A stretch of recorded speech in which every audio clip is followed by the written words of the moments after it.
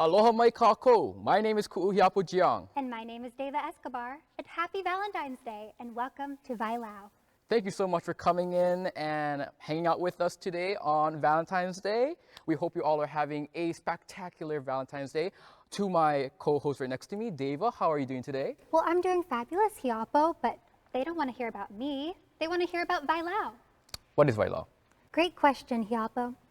Well, Wailau is a series of themed storytelling events that aim to connect our Hilo ohana with the community at large.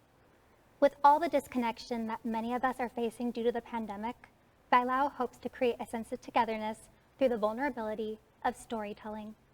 But you're probably wondering, what does Wailau mean? Right. So Wailau means the gathering of different fresh waters towards a larger body of water. Likewise is it here in Wailau, where we are inviting different people from around the community to come together, to share their stories, and to hopefully connect to this bigger theme that we're trying to get to today, which is the importance of love. Wow, that was purely poetry. With those words, you surely have a special someone for Valentine's Day? Yeah, about that, I don't actually, sadly, but you know what? Let's just start with our event today, shall we, Dayva? Okay. So, you know who won't avoid my questions about love? Of course, we know him, we love him, Dr. G. Dr. Ron Gordon is our topic expert for today, bringing us our theme, the importance of communication in love. Dr. Ron Gordon, who has a PhD from the University of Kansas, is a professor of communications at Hilo, and he also teaches interpersonal communication, seminar in human dialogue, seminar in listening, and communication and love. He has previously served as chair of the Department of Communication at Hilo, president of the Pacific and Asian Communication Association, and recently authored the book, The Way of Dialogue, 1 + 1 = 3. Thank you. Communication, among other things, is the life process by which we create and sustain and repair and transform human relationships. Communication is the way we come together and the way we create common meaning. And when love is involved, communication is the way we come into greater unity, greater wholeness, greater oneness, to communicate, to create oneness. And that's what this collection of Wailau stories are all about. Thank you so much, Dr. Ron. So, here we go. Here's our first story, entitled For the Love of Gran by Lee Dombroski. Lee Dombroski is the Performing Arts Center Manager at the University of Hawaii at Hilo and is passionate about the performing arts. Professionally, she has been a producer, production manager, costume designer, wig master, makeup artist, sculptor, costume director, costume shop manager, wardrobe mistress, and a dresser. As an amateur, she has tried everything from dance to carpentry. Lee has a BFA in theater from the University of Colorado, Boulder, and an MFA from California Institute of the Arts. She loves a good story. Take it away, Lee. My grandma was deaf. Now, she wasn't born deaf. She woke up deaf one morning in her early 50s. And because she wasn't born deaf, she didn't use sign language. She read lips and relied on written explanations when necessary. None of us grandkids ever knew Granny as a hearing person, so for us, it was just totally natural. Granny often talked just a little bit, or maybe a lot, too loud. She'd sometimes say, "Am I talking too loud?" And we'd, "Yeah, you are." We were usually in a public place when she thought or chose to ask, so it could be a little awkward. Now, Grandma was from Kentucky, and her Southern charm and manners were impeccable, and her accent was thick. In fact, people said it became more prominent when she went deaf. Sometimes it was so thick it gave you pause. What did she just say? I said, pace the half and half. Pass the half and half. And my grandma and grandpa lived with my auntie in their later years, and I used to spend summers with them, my 5 cousins, my auntie, my uncle, grandma, grandpa, and I would visit a lot when I was in college. My grandpa was almost 15 years older than my grandma, and the story went that Grandpa used to date Granny's oldest sister. And when Gran was 5, she was the youngest of 14, Grandpa would come and she would make him promise to marry her before she would let him take her sister out on a date. Well, fast forward 15 years, and they were married. Grandpa was a little bit cantankerous in his old age. He would yell at anything that moved. Kids, dogs, cats, rabbits, it moved, he yelled. Rumor has it that that was the source of Granny's deafness. She just got tired of listening to him yell. All of the grandkids are spaced almost exactly 18 months apart, 1 boy and 5 girls. And we girls were particularly close to our grandma. I'm not really sure how it even came about anymore, but we used to call her Granny Frog. Being the only child of Granny's only son, Gran and I had a particular bond, and I wasn't around as much as the other grandkids. She used to tell me that I had the best lips, and she would call for me when she couldn't hear someone. Granny's lip reading led to some pretty funny situations. There was one point where she got it into her head that my dad had a pet pig. Why does he have a pet pig? I don't understand. Why does he have a pet pig? We decided that that was sort of the quintessential Gran. And now we randomly will say to one another, years later, why does he have a pet pig? Granny also had her own notion of what hearing meant. If she had her back to you, she couldn't hear you. Therefore, if you had your back to her, you couldn't hear her. I'll never forget my cousin's 3-year-old son. Grandma's standing at the kitchen sink and he's standing directly behind her, screaming at the top of his lungs, "Great!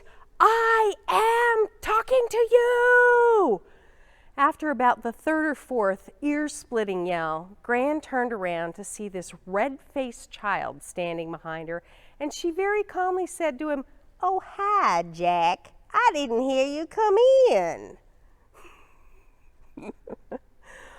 We all relied on Granny for advice in matters of the heart, knowing that she was an excellent judge of character and she'd always give it to us straight. So when I first met my husband, I took him home to meet my Granny Frog. Now, Mike is a very calm, quiet, gentle, but tall man.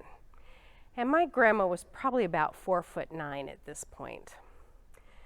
Mike was fixing dinner with his back to the room, and Gran, in typical fashion, says to me, a little bit too loudly, "He's so tall. How'd he get to be that way? Do you like him like that?" And I could see Mike sort of shaking. He was clearly laughing to himself.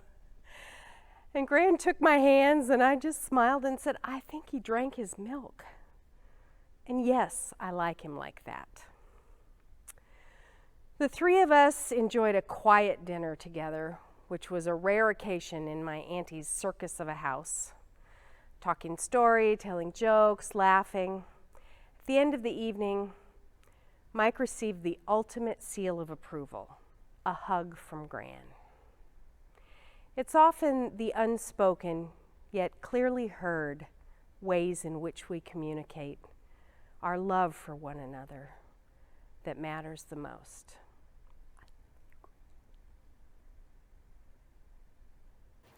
That was truly beautiful. Family really is everything. Agree. I agree. The ultimate seal of approval given not through words, but a sincere hug from Granny. The power of nonverbal communication to send messages of love, clearly, strongly, straight to the heart.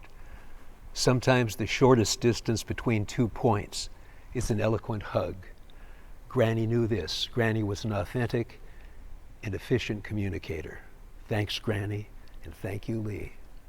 Our next story is called The Electric Guitar. Randy Hirokawa is a local boy, born and raised on the island of Kauai. He received his bachelor's degree from the University of Hawaii at Manoa and his master's and PhD degrees from the University of Washington. Randy is nationally and internationally known for his expertise in small group communication and group decision-making. He has published 3 books and over 60 research papers, delivered numerous national and international lectures, including prestigious ones at Northwestern University, the University of Washington, and the University of Utah. In 2006, he was inducted into the University of Washington Alumni Hall of Fame for his academic and professional accomplishments. Randy served as the Dean of the College of Arts and Sciences at the University of Hawaii at Hilo from 2005 to 2016.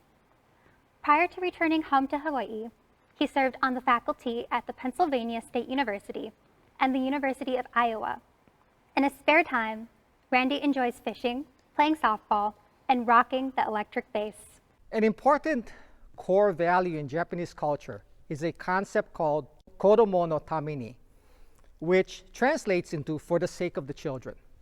Growing up, I saw numerous examples of my parents and my grandparents displaying the principle of kodomo no tameni in the way they raised us. This story I want to tell you is an example of the practice of kodomo no tameni in a typical Japanese family growing up. So I grew up in the age of the Beatles, and we were all Beatle fans, crazy Beatle fans. We wore Beatle boots, we wore Beatle clothes, we even had Beatle haircuts. And I remember us cutting out paper guitars and pasting it to broomsticks to pretend that we were the Beatles, playing to their music. And of course, many of us wanted to have our own real electric guitar so that we could form our own band and be like the Beatles. But electric guitars in my day were very expensive. And so I never thought of asking my parents for an electric guitar. Now, as it turns out, there was a music store in my little town that we passed every day when we went to and from school. And in the display window of this music store was a beautiful guitar. It was the same guitar that John Lennon played. And it was a very expensive guitar.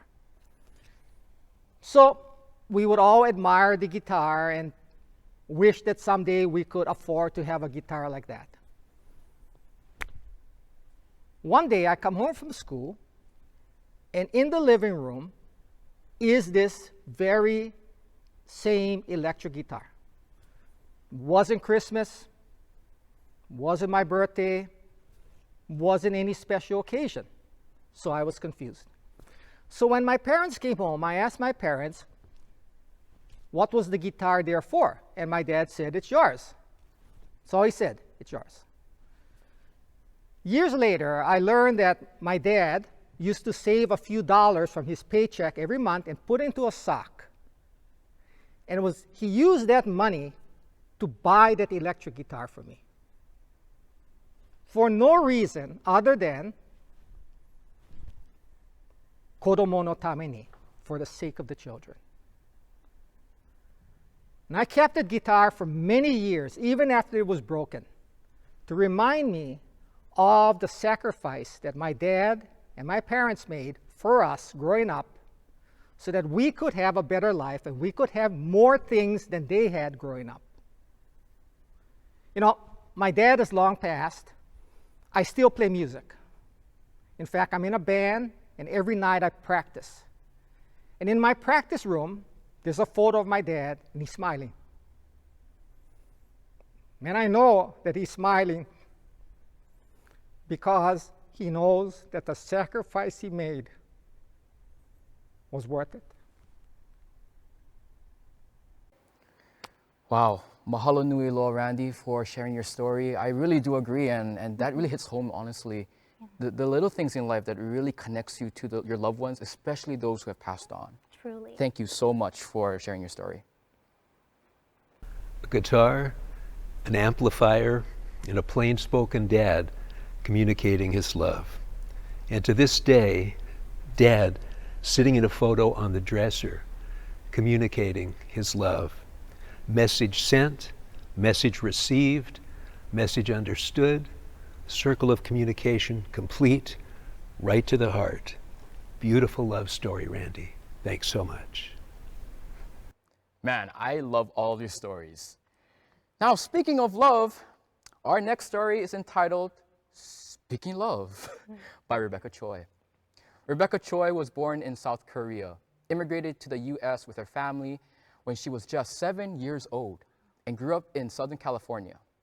After receiving her bachelor's in political economy from Princeton University, she worked in investment banking and private equity in New York and San Francisco, making investments around the world. Among other things, Rebecca has been a chief operating officer for a graduate university at Silicon Valley and a chief of staff for a national nonprofit that provides entrepreneurship training to people with criminal histories. Rebecca cares deeply about empowering people through education and economic opportunities, as well as celebrating diversity and strengthening connections in our community. She currently contributes as a volunteer for Keiki Heroes, Vibrant Hawaii, Next Tech STEM Program, Hilo Missionary Church, WASC Senior College and University Commission, and Princeton Alumni Schools committees. Rebecca and her husband have 3 beautiful daughters, ages 12, 10, and 4. Rebecca is an avid reader who enjoys feeding people and having dance parties with her girls.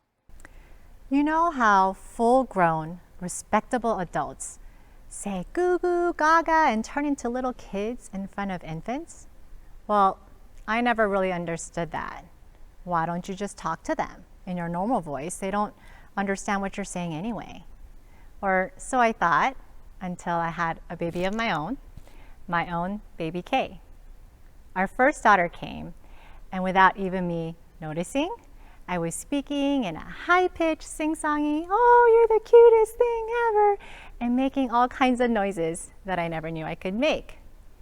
Scientists call that infant-directed speech, and studies after studies show that babies actually prefer it.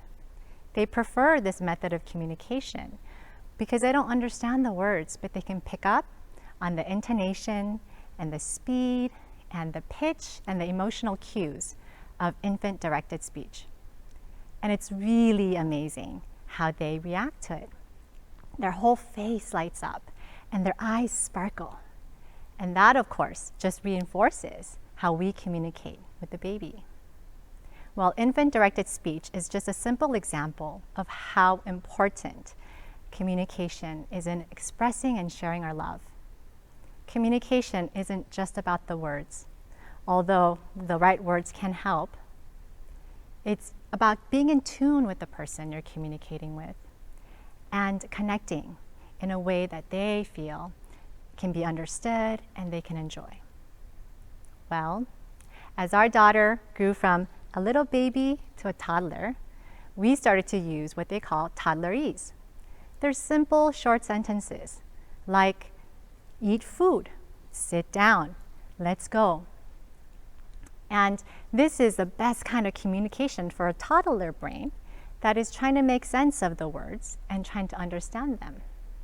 And most of us mamas and papas do it naturally. We're not taught this or read it in books, although some of us do. We just get it. We know intuitively to speak in this very simple way, to connect with our toddlers. But then, as our children start growing older, it gets more complicated. And our baby Kay is no longer a baby. She's an adolescent, and she's becoming a lovely young lady. She's bright and creative and adventurous and independent. And now, I don't always know how to communicate with her well. how to be in tune with her in the way that she prefers it. Honestly, I fail so much. She would sometimes tell me a story, and instead of just listening and validating her, I would correct her or point out other facts. In my intention, I was just trying to help her learn and help her grow, but to her, it felt like rejection and criticism. And then there would be times I would see her visibly upset, and I'd ask, "What's wrong, love?" And she would reply curtly, "Nothing, I'm fine." Fine, that despicable 4-letter F word I really have come to despise. I would inquire further just because I can tell she's not okay, but I found that for her, it felt obtrusive, even oppressive when I kept asking, "What's wrong?" It is so much easier to go goo goo gaga and to talk in simple sentences with our little ones. But communicating well takes time and care and lots of practice. It's risky and it takes courage. And even with the best of intentions, we can fail. So instead of beating myself up or being super angry, I'm giving myself grace and to keep trying. I've leaned on simple things like writing a little silly note with a drawing of a kitty cat to just tell her, "I love you." I'm not great at drawing, and I don't personally like cats much, but I know Kay loves them. Or just sitting next to her while she's reading a book and not asking her questions, which is really hard for me. But I've come to realize that's how she feels loved, just being there together. I also ask her about the computer game she's playing, and when she explains, I don't understand much of it, but I listen, and then I meow a little and give her a squeeze, just to let her know that I love her. And when I get it wrong, more often than I like, I apologize that I missed the mark. Through it all, though, I hope that she will hear when my heart beats, "I love you, baby K." And I may not always know how to communicate that well, but I will keep trying because your heart matters to me. I'll keep trying to find the different words and to communicate in the way that makes you comfortable and makes you feel loved, until I see that sparkle in your eyes again. That was beautifully said. Sometimes all you can do is love people, and that's good enough. Mom wanting to see her kids' faces light up, their eyes sparkle. Baby talk, no problem. Toddlerese, no problem. But then comes adolescence, communication gaps, communication breakdowns. With a little patience, a little time, some little notes, little drawings, Mom sitting on the bed beside her daughter, talking, touching, hugging, communication achieved, faces lighting up, eyes sparkling, everybody smiling. Our next story is brought to you by Jasmine Joao, called Friends I No Longer Talk To. Jasmine Joao was born on Molokai and raised on Maui. She transferred to Hilo in 2019 and is currently a senior, majoring in Japanese and also pursuing a minor in history. She is the editor-in-chief of Hohonu, Hilo's academic journal. In her free time, she likes to make crochet animals, read obnoxiously long history books, and attempt to bake without burning her apartment down. Same, Jasmine. There's a pillow on a shelf. The pillow is covered in little images of yellow pineapple and decorated with tiny plastic jewels. It's a Christmas gift from a girl I knew since 3rd grade. She gives it to me the year before I go to college. She knows I want to go far away one day and wants me to have a reminder of home. The pillow is uncomfortable. The tiny plastic jewels make the surface unwieldy and more decorative than functional, but it's an ugly decoration. I want to throw it out. I'm not saying I'm a good person, but I keep it. I put it on a shelf in my parents' house that's lined with stuffed animals I've been given over the years and no longer play with. I see it each time I go home and get less and less eager to be rid of it. There is a gift inside a closet. It's been there for a while now. It's wrapped not neatly in silver wrapping paper with colorful spots. The gift is for a boy turning 17. He still hasn't gotten it. For months at a time, I forget the gift is even there. I find it when I reorganize. I find it when I clean. There are times I take it out. I run my hand over the swatted wrapping paper and contemplate opening it, or maybe throwing it out. I'll turn the gift over in my hand and observe all the things I do every time. The Sharpie words listing to and from on the bottom left corner are still as clear as the day I wrote it, but the edges of the paper have bent. They're no longer crisp and pointed.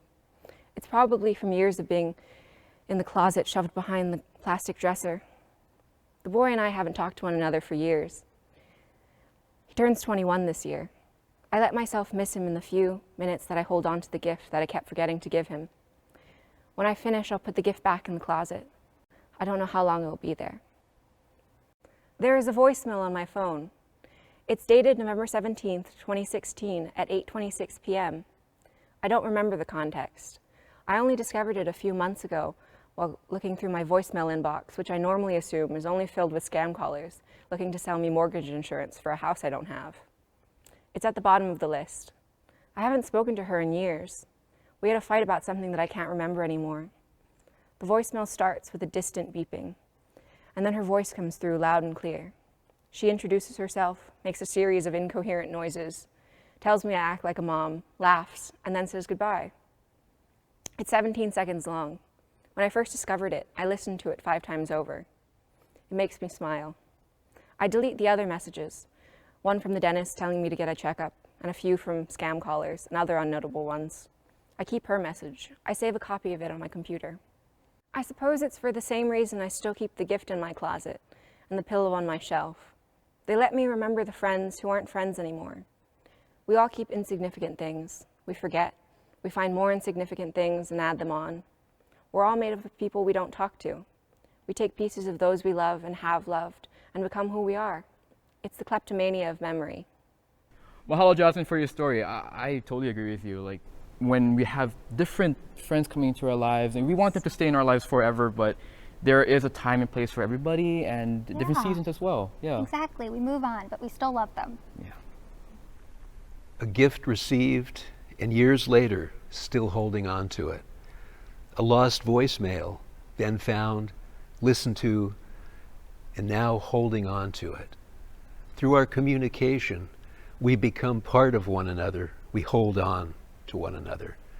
And forgotten in the closet, a gift ungiven. Maybe it's time. Whew! Can you believe it, Dayva? This is our final story. No, it happened so fast. How are you feeling right now with all these stories? I want to hear more. Yeah. Will you introduce our next storyteller? Of course, of course. So our final story is entitled Hitting the Send Button by Jeff Baumgardner. Jeff Baumgardner started working at the age of 9 as a paper boy. During his teen years, he served ice cream, made pizza, and worked at the local movie theater. Before college, he even worked for several years at a mental health hospital. Since then, he's done many things in life, including teaching, research, and medicine. He is a proud co-founder, along with his wife, of a nonprofit Pay What You Can farm-to-fork restaurant in Colorado. If you grocery shop in Hilo, you may recognize him from Safeway. He enjoys hiking and exploring the island. Oddly, he doesn't like flying, unless he's the one doing the flying. One flight stands out in his memory. Imagine with me. It's about 12 years ago. I'm sitting behind my big clunky computer, composing a very long email. An email I'm going to send to a woman I've known most of my life. I spent a lot of time trying to figure out what to say. And somehow I managed to lose that long message I had agonized over. Maybe it just wasn't meant to be. Maybe we were never meant to be. You see, I was her paperboy when we were both 13. I met her the day she moved into the neighborhood. There she was, sitting on her new front porch, and she smiled at me. I helped her dad take something out of the truck and got to meet her. We became friends. On the day before she turned 15, I went to her house and told her I had a birthday surprise for her. We rode our bikes across our little Illinois town to a small airport. My years of delivering newspapers was funding my flying lessons. I was a few weeks shy of being 15 myself, and I was going to take her on her first airplane ride for her birthday. I was behind the controls of a four-seater, and there was an instructor with us. That day, I had to practice stalling the plane and regaining control. She was right there for it as we fell and leveled out, fell and leveled out. When we got back to the ground, my instructor said, "You did great. You didn't even throw up." Ours was a match made in the heavens. But we were 15 and awkward and friends. We kissed once, but we never came to be. When one of us was single, the other wasn't. Bad timing, always. Now she lived in Colorado and I lived in Illinois. But there I sat behind my big clunky computer years later, knowing we were both single. I decided to write a new email, something very short, not so personal. You know, hope your family is well, would love to hear from you, etc., etc. I hit send. 17 minutes later, she replied. It was friendly, like old friends talking. But what was my counter move here? I had to give this a try, so I took a chance. I responded to a few questions, and then I wrote this. I still have the email. At 48 years young, let me be bold. I would love to have coffee with you and catch up. If I can still make you laugh, that would be good medicine for me. I will be holed over at the Denver airport on my way to Hawaii on July 9th for a couple hours. If that fits into your schedule, maybe we could bump into each other. I don't want to appear overly bold, but I remember how I always felt when you went from being available to being unavailable. How many chances can I hope for? It really wasn't typical for me to do something like this. 3 hours and 38 minutes later, she responded saying she would love to meet me at the airport. We met, ate salads, talked. I even missed my plane, but it was worth it. I did make it to Hawaii and was working at Tripler Army Medical Center on Oahu. After weeks of phone conversations at unreasonable hours due to the time difference, I asked her to come visit.